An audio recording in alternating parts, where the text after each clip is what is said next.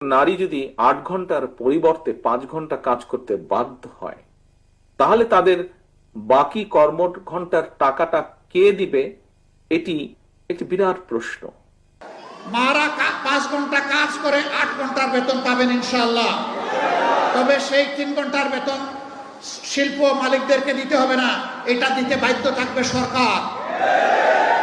বলবেন ঠিক আছে, বেতন না হয়ে দিলেন, 3 ঘন্টা যে খালি হয়ে গেল সেই কাজের গ্যাপ কিভাবে পূরণ হবে?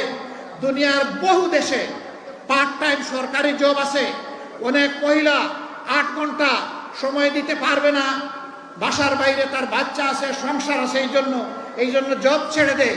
তারা যখন দেখবে 3 ঘন্টারও আমার একটা সুযোগ আছে, বলবে ঠিক আছে, সেই 3 ঘন্টা আমি আমার প্রয়োজন পূরণ করে আসি। এখানে জব আরো বেড়ে যাবে, একজনের সাথে আরো অর্ধজন যুগ হয়ে যাবে। সুতরাং আগে যদি 100 জন জব পেয়ে থাকে, এখন 150 জন পাবে ইনশাআল্লাহ।